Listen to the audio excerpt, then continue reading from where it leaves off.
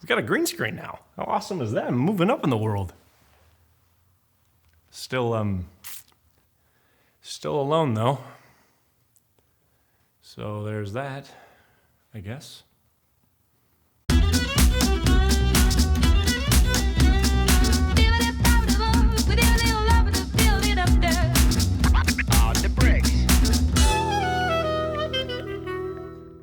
Hey everybody, welcome to another stellar episode of Done Better, where I, your host, young Weird Al but with short hair, take a film and fix it by changing only 3 things at the base level of a film: the story and or script. This episode, we're gonna take a stab at a film that many of you will argue doesn't need to be fixed at all, which is fine. I'm not saying you can't enjoy things. What I can do is judge you mercilessly for enjoying them. This is Rogue One, a Star Wars story done better.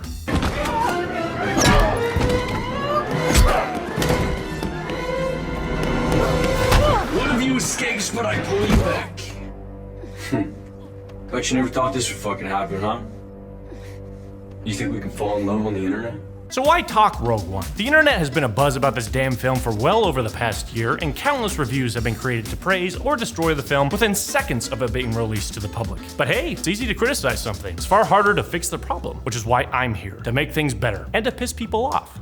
I didn't hate Rogue One, I didn't love it. I was actually mainly just bored out of my mind, which again is probably one of the worst things one can say about a film. It's odd to me that a universe as vast and insane as the one George Lucas and a ton of other more creative people gave us would even be capable of creating a boring film. Despite the many issues with the prequels, and though it may have had boring parts, that was at least broken up by shit like this. No, you That's fucking hilarious. I can't be bored by that. What the fuck? I think Rogue One ended up being a boring film for several reasons. For one, all the characters in this film are boring. Obviously, that's a generalization. What does boring even mean? Generally, I find a character boring when I have a lack of interest in what they're doing, what they want to do, or who they care about. Basically, if I don't care about anything a character is doing on screen in front of me, they're boring. It also doesn't help that Felicity Jones was obviously on barbiturates the entire film. That's a joke, but I think people might agree with me. Also, this feels like a reoccurring nightmare for me, but why don't people care about writing proper motivation for their villains? I know many films would try to convince us otherwise, but generally, evil people aren't evil because they want to be. Most human beings constantly justify their actions to themselves, whether they're good or evil actions, because that's how we work. I'll eat that last slice of pizza. I know it's not mine, but Steve hasn't touched it in 2 days, and it'll go bad if, I don't eat it. There, justification. I feel like eating the pizza was a good thing to do, but to Steve, I look like an asshole. And finally, we knew how this movie was going to end. We knew it from the first plot synopsis. Despite that, why couldn't it still be fun? Why did this have to be a darker, edgier, moodier, barbiturates-filled Star Wars story? This sounds silly, but it is possible to make a fun movie where everyone dies at the end. I mean, from the beginning and after we watched it, we all just went, oh, I knew they were all gonna die. But Disney wasn't gonna let them, right? Oh no, Disney actually wanted them to kill everybody off. The first cut of the film had some of them surviving. Isn't that dark? No, that's fucking stupid. That sounds like some bullshit thing that they released so that more websites would write about that in an article and promote the film. More importantly, if that is true, they have no idea how they were gonna write the end of this movie? That's like going on a road trip to see your sister and her family and not knowing where they live and hoping you end up there anyway. Wait, you agree with me? Yes. Why are we still talking like this then? I don't know. Help me. struggle to hold on, weakened by quivering. Fuck. So, tell me what it's like growing up in Singapore. So here we go, my friends, let's lock this shit down. Number 1, care about the characters. Rogue One has many characters to play with, and yet somehow we managed to avoid caring about any of them. There are some fairly simple ways to fix this problem. Number 2, revamp the villains. Caped Krennic is just a plot device to keep things going. Why is he at the tropical island paradise planet? Looking for files or something. Don't worry about it, he needed to be here for the plot. How about we give him some actual motivation? Let's talk Vader here too, because his purpose in the film as of now is to look cool in fog. Number 3, death can be fun. Just because we all die in the end doesn't mean we can't enjoy ourselves along the way. I know I'm going out in style. See? Fun.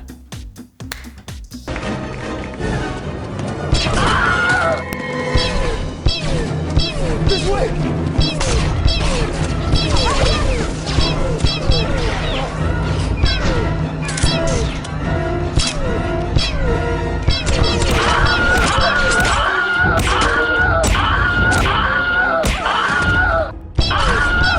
Number 1, where to even start with this? I guess it's easiest to pick just a few of these characters to toy with, since you certainly don't have all day to listen to me yap. Let's just do 2 important ones out of our band of soggy heroes, Jyn Erso and Saw Gerrera. Both these characters show how badly character motivation was handled, or how plot that should have affected and grown a character seemingly bounced right off like water on a duck's back. Let's start with Jyn. Oh, Erso, you poor thing. As far as I can tell, the movie tried to tell us Jyn is a badass. Remember that episode where I talk about why you can't just throw a trait like that on a woman, or a man, mind you, and walk away? Simply labeling a woman as uptight and tough doesn't really make a character, and you have to do more with that. You can't just say, okay, those 2 things.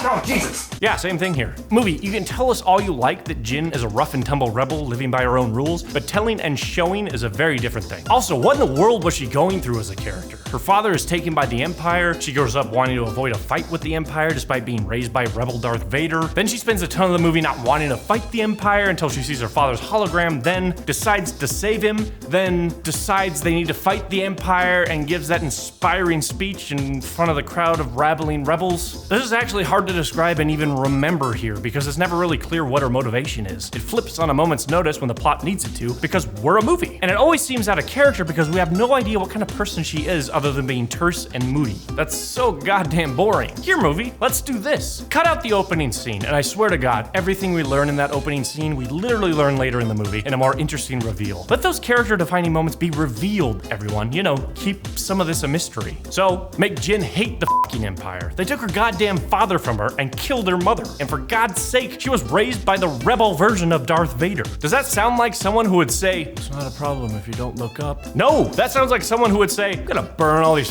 flags to the ground, you like motherfuckers.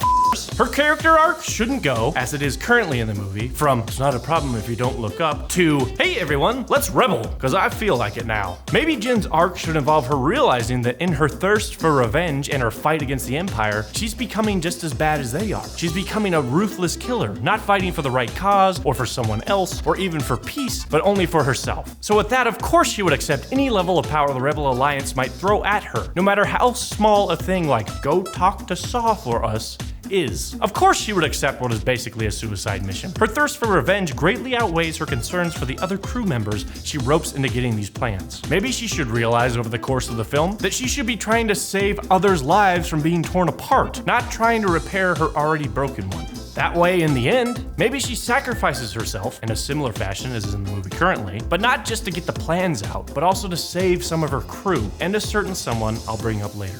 Her arc in this manner could further be emphasized in conjunction with Saw Gerrera's character, and I'll explain. So, Saw Gerrera. Man, they spent a lot of this movie building this guy up to be a badass, right? All the characters kind of fear him, the rebels can't even get near him. He strolls on screen strapped into his robot legs like a badass. Then, when the planet is blowing up, he's kind of just like, I think I'm done here. I know if I come with you, I could back up your story about your hologram father, but fuck it. That would mean we would actually have to think about what we're writing. They set up Saw to basically be a reflection of Darth Vader in this film. He's violent, aggressive, and mostly made of robot bits. He's pretty much literally the rebel version of Darth Vader. So why the fuck wasn't that his character? I'll also get into this when I get to Vader's point in this film, but how is a part of the climax of this film not a confrontation between Vader and this guy? Maybe he and Vader have even run into each other in the past. Maybe he even took some of Saw's limbs. That would piss me off. Saw is also Jyn's father figure, whether he liked it or not, and so he needs to basically be a future version of Jyn, based on how we have rewritten her character now. In a way, Saw should be her idol, and maybe they only parted ways and have a rocky relationship because she became upset with how far he went to oppose the Empire at some point. Example maybe being, you know, that tentacle creature that rapes people's minds. That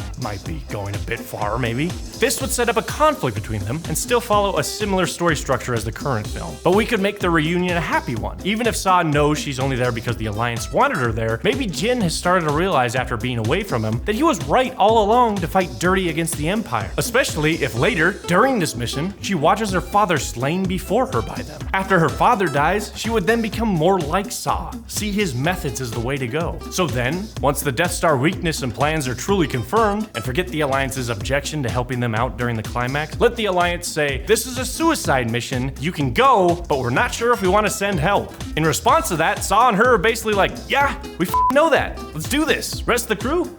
You're stuck with us. Then they head to get the plans, and their poor crew is kind of strapped along for the ride, but they're all there for better reasons. It's not until the mission unfolds, much as it does in the film, where she starts watching all these other people die for her that she starts to finish her arc. That silly robot for the kids gets blasted to death to save others. Diego Luna is also there for his family, but fights for everyone, not just himself. Some of them fight to bring balance to the Force. See what I'm getting at here? Then, finally, she watches Saw confront Darth Vader. Make it fucking badass. Pieces and chunks, cyborg on cyborg, and near the end of the battle, when given the chance, she watches Saw put his own need to beat the shit out of Darth Vader above her life, the rest of the crew's lives, and even the mission, which as a decision, ultimately ends up getting him killed by Vader's hand. And Jin watches in his selfishness and in his revenge, die. And she realizes, oh my god, I'm that person. I'm becoming that person. I don't want to be that person. I can't only fight for myself. Hey, wow, we did an arc thing. I don't know, that just sounds way less boring to me. See how we also kept most of the plot points intact too? Pretty good at this. I'm not saying the rest of the characters need to go through that extensive of a rewrite, but you can see how tying plot into character development can work to make it less boring and care about things maybe. Unless you're a heartless fuck. In that case, leave me a comment. Subscribe to my channel. If the Empire has this kind of power, what chance do we have? What chance do we have? They took our jib! They took our jib! They took our jib! They took our jib! Number 2. Speaking of Darth Vader and the villainous Force, let's do this one real quick. My first thought was originally to just scrap Vader from this film entirely. Because as it is currently, he's just in there for us to jerk off to later, if you're into that kind of thing. But with my rewritten character version, suddenly Vader has a more prominent role. Even as Saw's foil here, you can keep him ominous and in the dark for most of the film. But him showing up at the end would actually make sense if he and Saw have a past, especially if he learns Saw has come out of hiding. Make Vader's motivation less about helping out the Empire and more about his personal revenge story. Vader has kind of always been like that, right? Isn't his anger and emotions what got him into that suit in the first place? I don't like sand. It's coarse and rough and irritating. Suddenly, he has a reason to actually be a part of the plot because, again, he is pivotal in that scene where he kills Saw, because his presence and actions would then have a major impact on our main character. You know, the person we're following in this film, as opposed to him doing stuff all around the outskirts of the main plot. Vader in this film currently would be like if we kept cutting back to meetings between Sauron and Saruman in the Fellowship of the Ring, a movie where, you know, the main character doesn't even meet either of those villains. So keep Vader, give his presence purpose, and now we fix Krennic. I didn't hate the idea about a villain who constantly has to prove himself and who keeps getting cockblocked the whole time, but I would love to understand why he's so obsessed with being the #1 baddie, or have a little more depth to his character. Here's an idea. Let's make Krennic and Jin's father longtime and childhood friends. Both joined the Empire, both thought what they were doing was great, both even working on the same Death Star project. Then bam, old Mads decides he can't do this anymore and leaves Krennic in the dust, maybe even making him look like a fool in the process. Krennic then starts to realize that without Mads, he's nothing. Mads was the brains and the talent, he's a nobody. Suddenly he has an inferiority complex. He needs Mads back to make himself look good, and besides, how could a friend betray him like that? Even that little change adds a lot of weight to his character, especially when Mads dies. He kills his best friend to look good in front of the cool kids. Basically, Krennic would be struggling his whole career. Uncanny Valley is constantly unimpressed and knows Krennic is useless. Krennic constantly takes it out on Mads, even after he even took his best friend's wife. And after Uncanny Valley sweeps in after that first weapons test to take control of everything Krennic worked so hard for, I would imagine he would go after Jin. Not to kill her, but almost as a way to make amends. He killed his childhood friend's wife, for nothing. Everything he did for the Empire, and they didn't care. He did all of this because he felt inferior his whole life, and despite that, he was still punished for it. This would then be great for him to face Jin on that Tropicana planet after this defeat. There she is, deciding if she really wants to kill this man out of revenge and finally become Saw. And here's this man, ashamed of his actions and seeking some kind of redemption and forgiveness. Hey, remember how I mentioned her arc involves sacrificing herself to save some of her crew? What if she also does it to save Krennic? Knowing his knowledge of the Empire and him crossing over to their side is more valuable to the Alliance than her petty, selfish revenge. So she decides not to kill him, and instead sends him off with Diego Luna and the surviving crew while she stays back to let them escape. Finally fighting and making a decision to help the people of the rebellion other than herself. I don't know. I like when villains make sense. Maybe that's just me. Where are you taking these prisoners? He is taking us to... The burn increases now. The pain centers And finally, number 3. This is a quick one. I know you sat through a lot already. I always find tone to be important in a film. I might even argue it's the most important aspect. This film definitely had a problem with it. It's weird to combine a moody, mission-based war film with the Star Wars universe, where space wizards and sassy robots exist. I think the general problem with tone in this film comes down to the fact that they approached it as such. The creatives even said that basically they wanted to make a gritty war film set in the Star Wars universe. That feels like a strange approach. How about you just tell a story in the Star Wars universe instead? If I were given the green light to make another film in the Back to the Future franchise, my first thought wouldn't be, let's make a Spanish soap opera set in the Back to the Future universe. There has to be a better way to do it, and tone would be hard to get right. It's a similar concept to somebody maybe saying, I want to cram a heist movie into this movie about Ant-Man.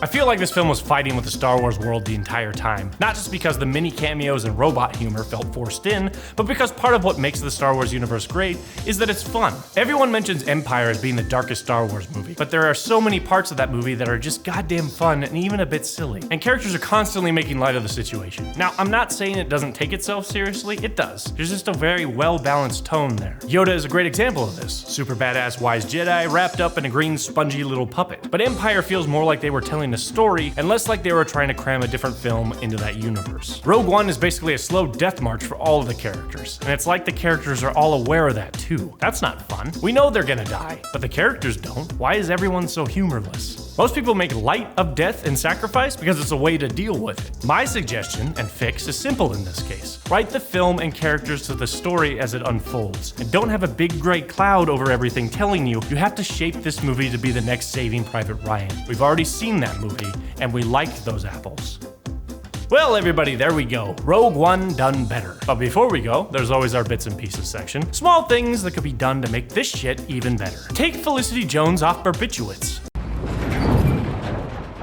Alright, this is our stop. The Barbiturates Rehab Center. As long as nothing goes wrong, you should be over your addiction in no time, kid. Oh, fuck. If you're gonna force in that many Star Wars cameos and such, please, you may as well just double the order. The work has stalled. I need you to come back. My friend might have been banished. We were on the verge of greatness. We were this close to providing peace and security for the galaxy.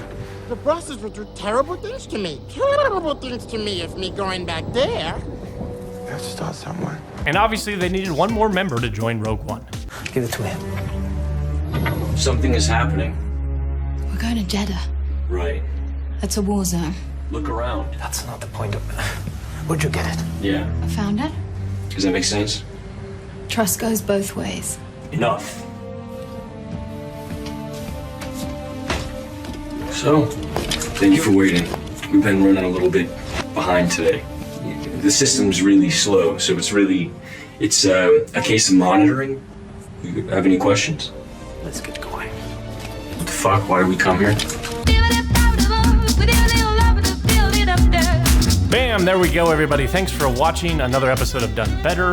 Please like and subscribe and share and do all that internet bullshit because I'm too lazy to do it. I'm not too lazy. I really hope this gets out there so more people can see it and so I can keep making more on a consistent basis. By the way, I love the Tarantula Man and like Pig-Faced Man cameo in this because this happens like maybe a week before A New Hope, which means that those guys survived their whole fucking village being exploded, and yet they still seem to pick a fight with Luke in a bar. I think I'd be more grateful from like surviving that and not want to pick a fight, or maybe they were actually like so shook up and torn apart by that Luke showing up just like pushed them over the edge. You know, they watched their family die. All I'm curious about is like how the did they escape that planet while it blew up and manage to land where Luke is? It's dumb. It's so dumb. It's so dumb. Why did you put that in there? Nobody was thinking. They weren't writing. They weren't thinking. They weren't thinking about